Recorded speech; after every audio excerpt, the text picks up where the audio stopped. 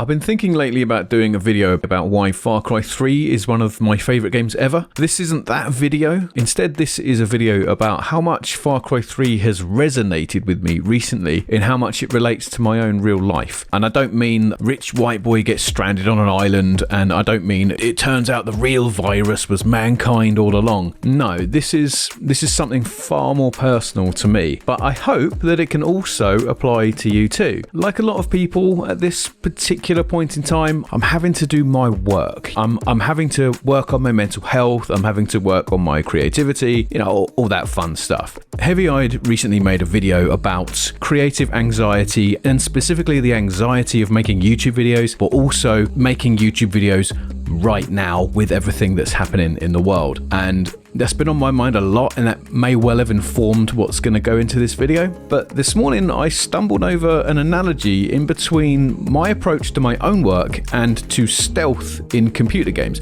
Most specifically though, stealth in camps in Far Cry 3. Specifically that because that's hands down one of my favourite things to do in all of computer games. The analogy is that all the preparation and all the hope in the world doesn't amount to much unless you're willing to take that one brave affirmative step. You've got to turn up and you've got to do the work. 8-time Mr. Olympia winner Ronnie Coleman once said, "Everybody want to be a bodybuilder, don't nobody want to lift no heavy ass weight." Social justice artist Sister Karita Kent wrote in her manifesto, rule number 7 is the only rule is work.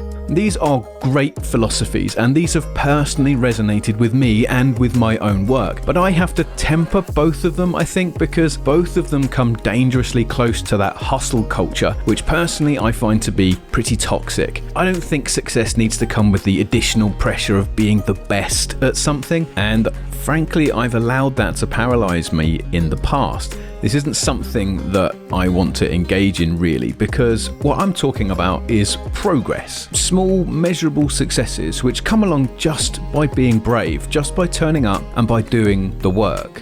And the way that this relates to Far Cry is that as I approach a camp, I plan to express myself through the tools that the game's given me. I want to be artful with what I've got, and so I'll take out the camera, I scope it out, I tag all the lads, I make sure my gear's all prepped, and then I come up with a little plan. And what I love about this is in every stealth game, it usually comes down to there being a moment where you need to take that affirmative action. That bit where you need to leave the safety of cover or the safety of the shadows, and you need to go for that guy who's just slightly out of reach, or you need to make a bit of a mad dash from one piece of cover to another, risking being seen. It's that part of your plan that leaves you at the mercy of chaos, and when I pull that off, I get this mad rush of good brain chemistry. I feel like I'm a ninja, I'm Batman, I'm the master of my environment. And this isn't unique to Far Cry, of course, it isn't really even unique to stealth games. But the reason this analogy gelled with me is because I play a fair amount of stealth games, and in my experience, they all come with that moment of intentional, affirmative action. You can find moments like this in all games, I'm sure, but it was Far Cry that taught me when you're on the precipice of safety, you often need to make that leap of faith in order to make progress. And this is how I feel about my craft. When I research and I write my videos, I hope in some way that what I'm writing is going to resonate with somebody, or that the video is well received. I can research topics, I can chase trends, I put in all the work that's associated with making a video, plus then there's SEO, promotion, all of that stuff. But the bottom line is I never actually know for sure if my plan's going to work. Hope is always an important factor, but success always hinges on that one brave step towards that guard. Hesitating or stalling in these crucial moments always turns out to be the worst decision that you can make.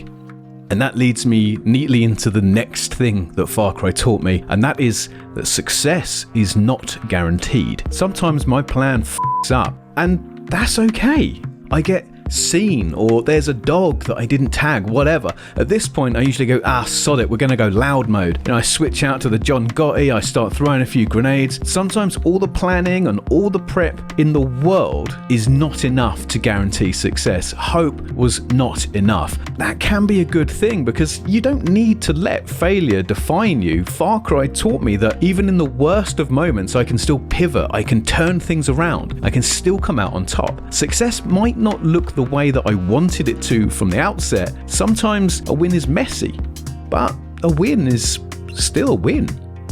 The final thing that Far Cry taught me about being creative is every now and again, the universe gives you a bear in a cage.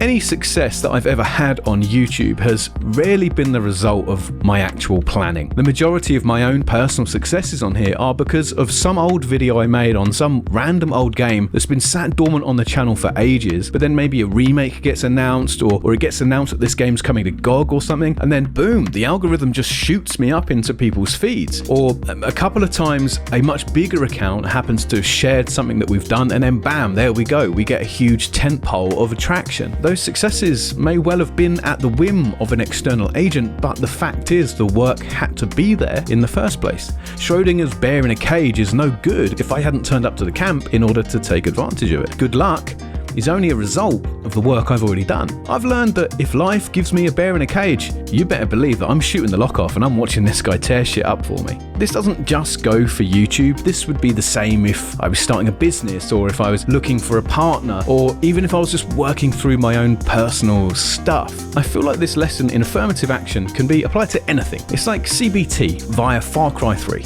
Now, at the risk of this video becoming a bit of a virtual cat poster, I do have one final quote, which my partner told me this morning as I was writing up this script. I think this is the best possible way to end this video, as it basically sums up all my points in one neat sentence. Don't think about making art, just get it done. Let everyone else decide if it's good or bad, whether they love it or hate it, and while they're deciding, make even more art.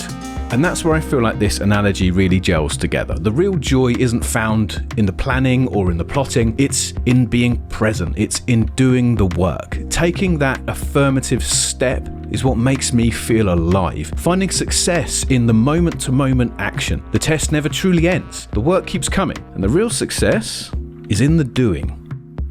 Thanks for watching this. It was a bit of a sideline. This isn't the kind of usual thing I do on the channel, but hey, I've got this feeling, I've got this thought in my head, and I thought maybe somebody would be interested, maybe somebody would benefit from it. If you enjoyed it, please let me know, and hit subscribe and all that stuff. All right, cheers. Ta-da.